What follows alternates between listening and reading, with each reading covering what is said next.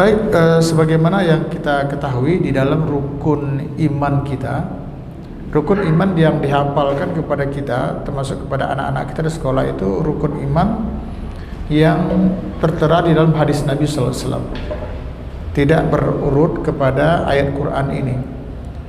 Jadi disebutkan misalnya yang terkenal dengan hadis Jibril itu ya, hadis Jibril, ya Muhammad akhbirni anil iman, ceritakan kepadaku tentang iman. Lalu Rasul mengatakan antuk minabillahi wa malaikatihi wa kutubihi wa rusuli wal yaumil akhir wa antuk minabil qadri khair wa syarri min Allah ta'ala. Jadi kamu beriman kepada Allah, kepada malaikatnya, kitabnya, rasulnya, dan hari akhir. Tapi di dalam ayat ini hari akhir menempati urutan kedua, ya. Nah, hari akhir kita yakini ya bahwa hari tempat kita nanti akan dikembalikan oleh Allah Taala. Baik, dalam kaitan beriman kepada hari akhir ini ada paling tidak ada 3 hal yang berkaitan langsung dengan beriman kepada hari akhir ini. Pertama, mengimani hari kebangkitan, ya, iman bil ba'ts, yakni iman dengan hari kebangkitan, yaitu dihidupkannya kembali orang-orang yang sudah meninggal dunia ketika tiupan sangkakala yang ketiga. Nah, ini ulama berbeda pendapat Pak tentang jumlah tiupan sangkakala.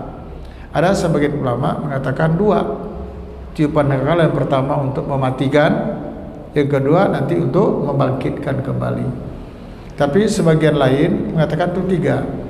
Yang pertama sebut dengan namanya al-faza, yaitu tiupan sangkakala yang membuat semua makhluk itu ketakutan, beramburan berlarian entah kemana-mana. Jadi betul-betul mendatangkan sebuah ketakutan, kecuali orang-orang yang beriman tentunya, yang memang sudah Allah amankan mereka dari kejahatan pada hari itu. Tiupan kedua adalah tiupan untuk lulantaknya alam semesta ini, hancur, ya, leburnya alam semesta, terjadinya bentrokan planet demi planet. Misalnya disebutkan di dalam ayat idzas sama'un fatarat, misalnya wa idzal kawakibun tasarat, langit pecah, ya, bintang-bintang berjatuhan. Ada lagi idzas syamsu kuwirat, apabila matahari digulung, dan seterusnya. Nah, itu tiupan sangkakala yang kedua. Yang ketiga, bagi yang berpendapat ya, tiupan sangkakala itu adalah 3, yaitu tiupan di saat manusia nanti dihidupkan oleh Allah Taala.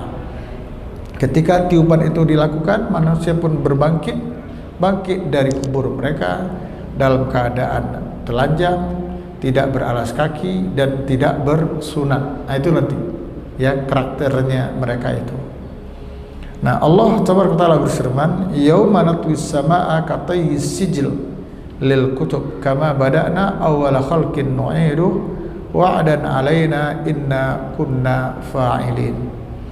Pada hari kami gulung langit seperti menggulung lembaran-lembaran kertas, kata Allah, sebagaimana kami telah memulai penciptaan pertama kalinya. Bada'na awwala khalqin, gitu ya, nu'iduhu, lalu kami mengulangnya kembali. Wa'adan alaina, itu merupakan janji atas kami, kata Allah, inna kunna fa'ilin, dan sesungguhnya kami akan tepati itu janji. Jadi meyakini akan adanya hari kebangkitan. Sekarang kita lanjut. Yang kedua berkaitan dengan beriman dengan hari akhir adalah mengimani adanya hisab, ya, dan jaza. Hisab itu bahasa kitanya audit, pemeriksaan secara teliti. Jadi betul-betul dia audit. Sedangkan jaza adalah pembalasan, ya, seperti yang difirmankan Allah, inna ilaina iyabahum. Ini innanya, ini komputer punya kerja ya, itu bisa diganti nanti. Inna ilaina iyabahum, sesungguhnya kata Allah kepada kamilah mereka kembali. Iyabahum itu artinya rujuk ahum, ya, kepada kamilah mereka kembali. Summa inna alaina hisabahum, kemudian hak kami, kata Allah, yang akan menghisab mereka.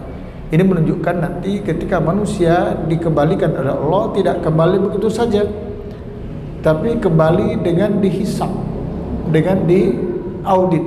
Mungkin lebih mudah dipahami, hisab itu ya audit, pemeriksaan secara detail. Nah, misalnya di dalam Al-Quran Allah Taala berfirman, "Man jaa'a bil hasanah falahu athru amsalihha." Nah, ini hasil hisab itu nanti itu ada jazanya. Di sini kan ayat yang di Al-Ghasyiyah tadi itu adalah tentang hisab. Yang berikut ini tentang jaza.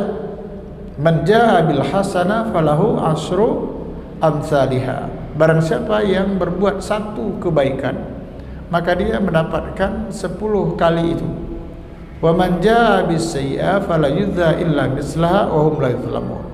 Dan barang siapa yang berbuat keburukan, dia tidak akan diberikan balasan kecuali setimpal dengan apa yang dilakukannya itu, tidak dilipat gandakan sebagaimana berbuat kebaikan.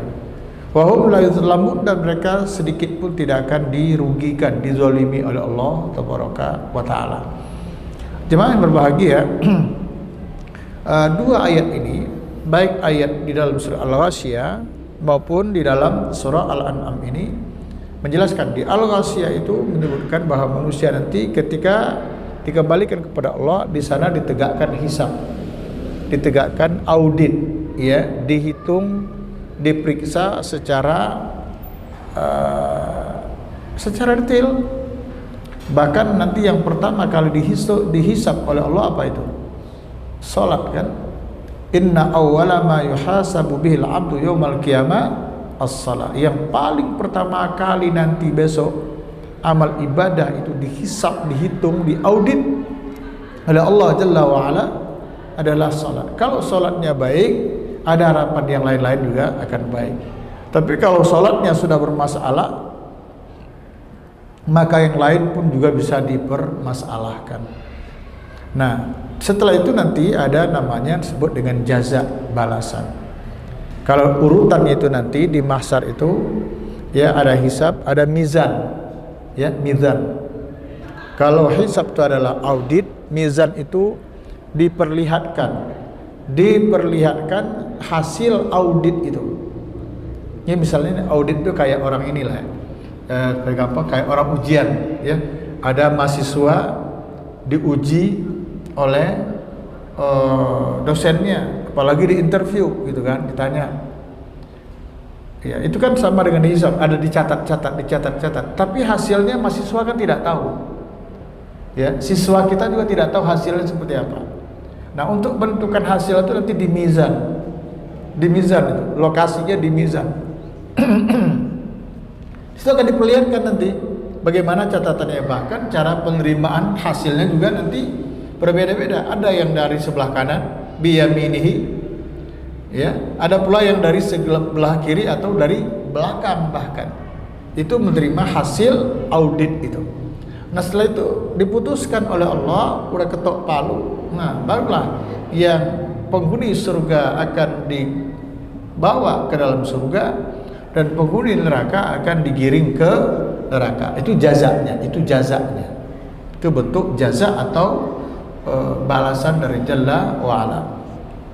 Nah, hadirin jemaah berbahagia, salah satu bentuknya nanti bagaimana hisab itu, di dalam sebuah hadis bersumber dari Abdullah bin Umar atau Ibnu Umar radhiyallahu anhuma, semoga Allah meridai mereka berdua, karena kedua ini kan sahabat Nabi. Abdullah bin Umar itu sahabat, Umar bin Khattab juga sahabat, jadi radhiyallahu anhuma, semoga Allah meridai mereka berdua.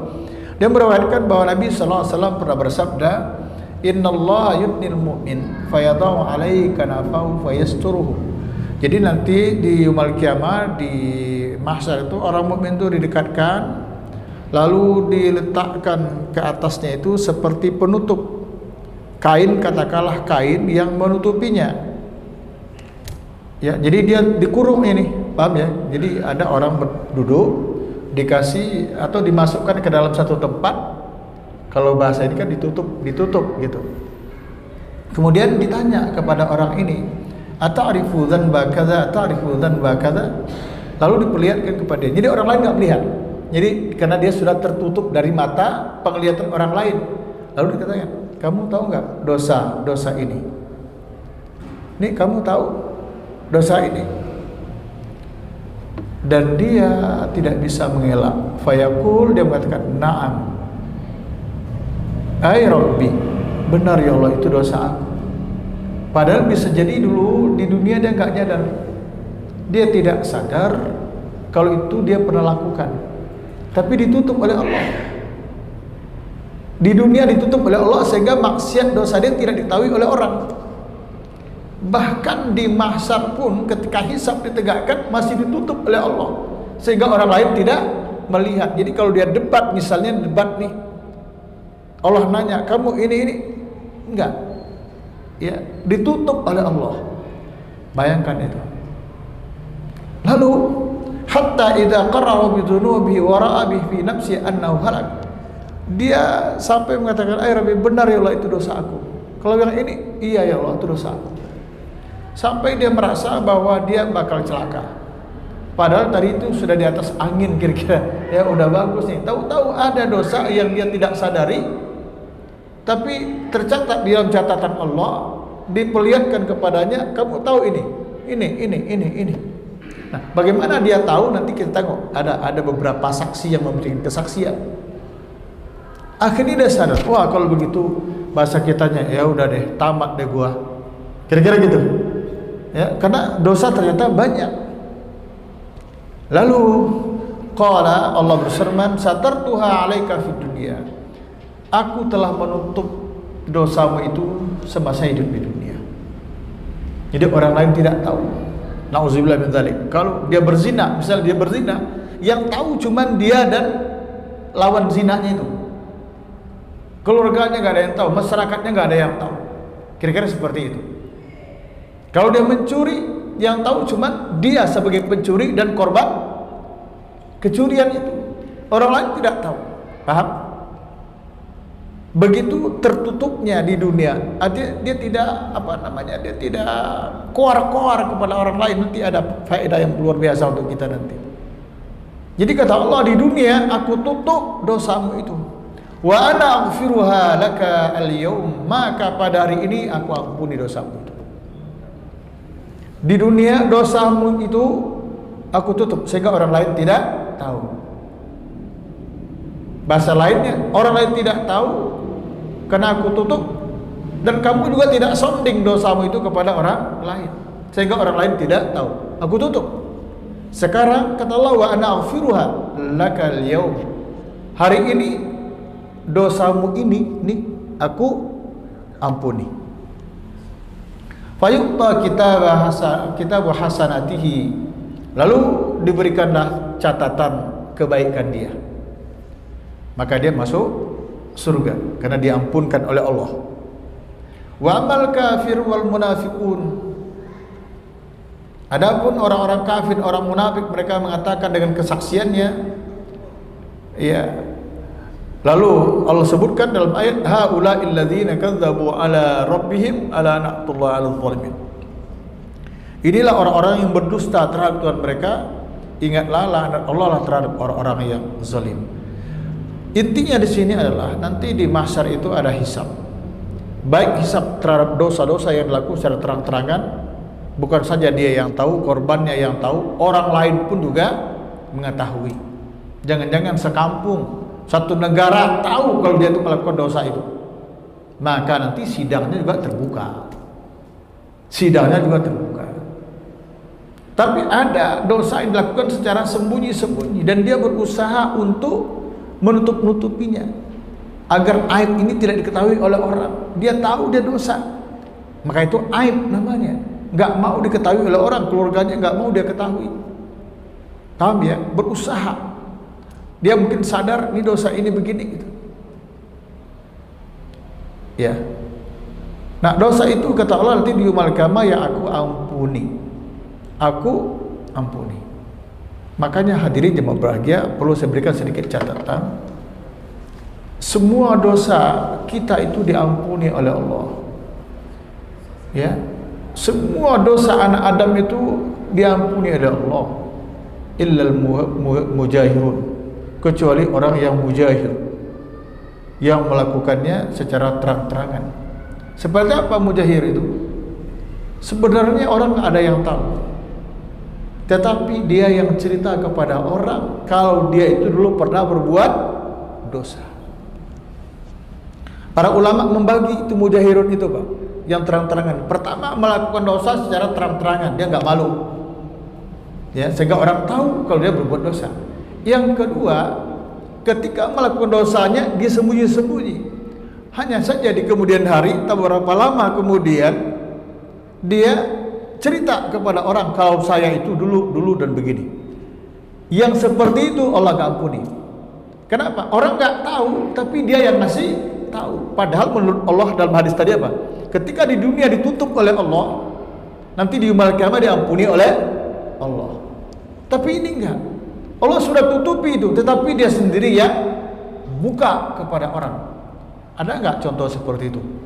Banyak.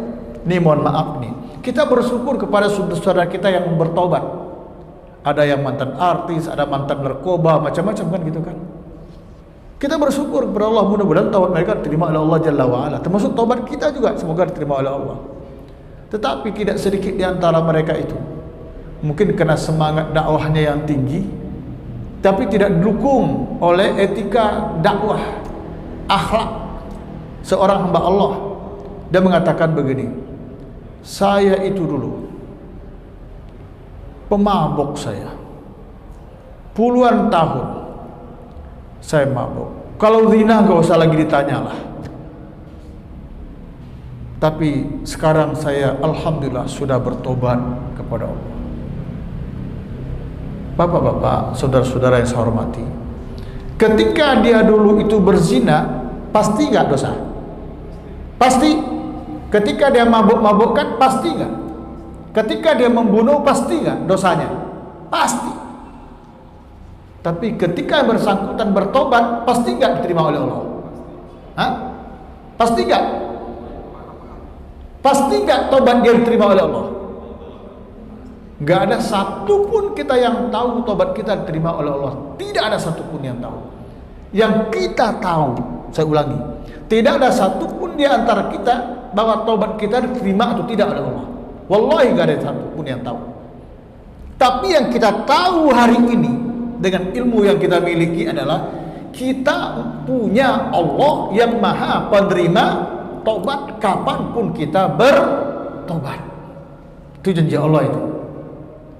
Alhamdulillah kita punya Allah, zat yang maha ghafir, zat yang maha ghafur, zat yang maha ghaffar. Semuanya artinya maha pengampun. Itu yang kita tahu. Kita punya Allah yang zat maha penerima tobat, maha pengampun. Tapi apakah dosa kita termasuk yang diampuni? Semoga.